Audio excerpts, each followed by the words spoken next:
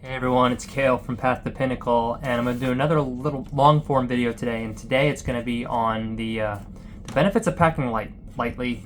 As I mentioned in my first video, am a fan of the ultra light, meaning that this is all my stuff. Just got into my room. I don't have anything besides the clothes I'm wearing and things that are in that bag. So that affords me certain advantages, and I know that there's other people who are freaking out at the idea of cruising with that amount. And you don't have to cruise with this amount. You can definitely pack more than this. You can, I guess, pack less than this. But today I want to talk a little bit about the benefits of packing light in general relative to what you think, because there's a lot of benefits to it. So starting off with the list here, the easier embarkation and disembarkation process if you don't have a lot of luggage. So when you bring your luggage to the cruise port, there will be porters who can bring large luggage up to your room. However, that luggage doesn't arrive usually until after dinner time or close to dinner time. Sometimes it arrives much later. If I'm being perfectly honest, maybe 1 out of 3 or more times I get on a ship, I get a note in my room that says someone has misplaced their luggage, or so we can't find luggage. Is it in your room? So I know that people's luggage gets lost a lot. I've heard stories of people having their luggage lost almost the entire cruise. People's luggage also gets damaged, and then you have to take it up with Royal. So anytime you have somebody else handling your luggage, I'm not saying it happens all the time, but there's definitely the possibility always of lost luggage, damaged luggage. You have to decide what you're bringing, what you don't need in your luggage that day, what you want access to, if there's something important in that bag, you might not see it until that night. In rare cases, you won't see it for a long time. So just wanted to throw that out there. I like not having to worry about that. What I have is what I have. There's also, at the end of the cruise for disembarkation, because your luggage arrives on the day you arrive, like I said, later in the evening time, on the day when your cruise is over, the night before you get off the ship, you have to have your luggage packed up in the hallway to be taken before 10 p.m. Now, I know a lot of people who have issue with just leaving their stuff unattended, unprotected. I know there's cameras, things like that, but there's nothing stopping people besides the threat of security repercussion from going through people's bags, or kids running by and pushing them down, moving them around, playing pranks. I see teenagers do stuff like that all the time. I don't condone it, but it happens, right? It's just another thing that you have to consider, another thing to think about when you have your belongings out in a public area.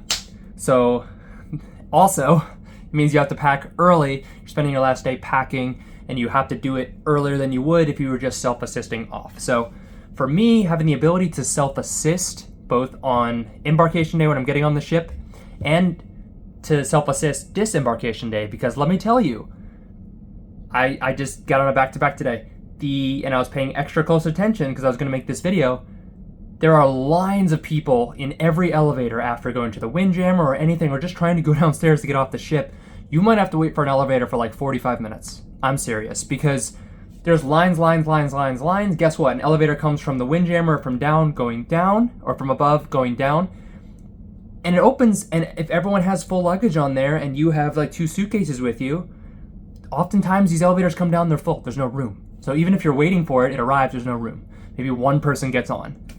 Families get split up, stuff like that. So it's kind of a nightmare for disembarkation, especially because everyone's trying to get off the ship at the same time. And then if you're calling an Uber or a rideshare or something, it limits the ones you can do. If you have a family of 4 or 5 and you all have big multiple suitcases and backpacks and stuff like that, sometimes you just have to call a larger class. It limits your options. So that goes into my second point, which is flexibility of travel, right? So I've talked about how I walk from the airport with this. I can take cheaper airlines.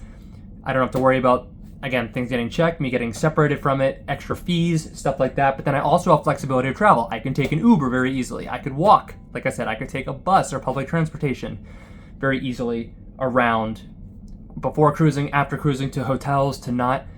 Every step of the way becomes immensely more relaxing when you don't have to lug extra things around. When it's not a pain and it's really heavy and there's such to keep track of, everything about travel, which is already stressful, becomes less stressful. So that's something that really compounds in both directions over time. The relaxation compounds, but the stress also compounds when you're doing those types of things. So You open up more flexibility, it can be less expensive, and it's overall less stressful.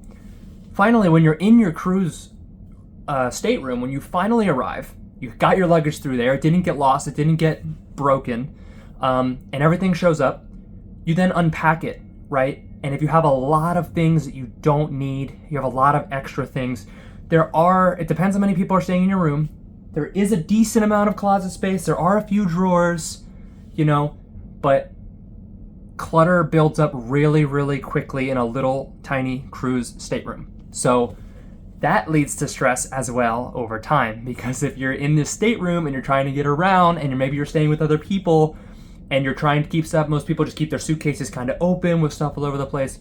Trust me, it adds to a more stressful experience overall than if you're a little bit more neat and compact with what you bring. You're bringing things you know you're going to use.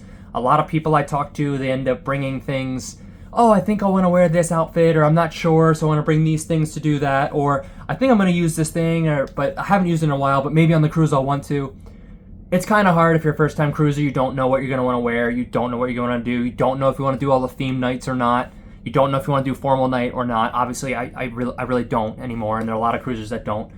But if you want to do all those things and you want to have all those things, I understand, but paring down to the bare essentials, some mix and matches, things like that, really, really help to declutter, which will be a nicer experience when you're in your stateroom and trying to navigate day to day. It's just going to be less stressful, less things to walk over. So less room clutter and stress is on there. And then finally, I've been on over 40 cruises at this point. There has never been a time where I brought too little. I'm still testing those limits, but there's never been a time where it's like, I didn't bring enough. I need to bring more. And granted, I have a little bit of a leg up cost-wise because I am Diamond Plus. I get a free bag of laundry every 5+ nights sailing, so I can only bring a few shirts and they'll last a few days, and then laundry, and then it's fine, right? I keep it moving. I can keep a leaner type of thing. I don't need to be wearing a bunch of new things. I'm not really doing the theme nights anymore. So if you really enjoy those things, absolutely bring stuff for that. My point is, you can also, a lot of people just throw a bunch of stuff into suitcases, say, I'm not sure if I'll need this or not, but there's no limit, there's no luggage limit.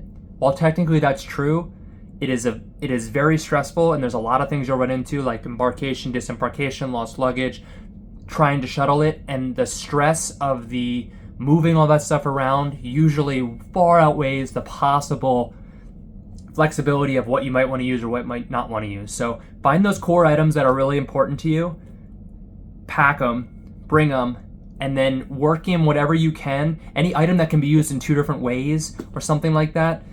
Bring the electronic cables, and you don't need to bring a block for each thing. Bring 1 or 2 blocks and then different cords. If you have a multi-cord, things like that. They're really gonna save a lot of room. If you like to read and you want to, a lot of times there's a Kindle app or something like that. If you can gravitate to something like that instead of bringing like 3 or 4 big fat paperbacks because you're not sure which one you want to read.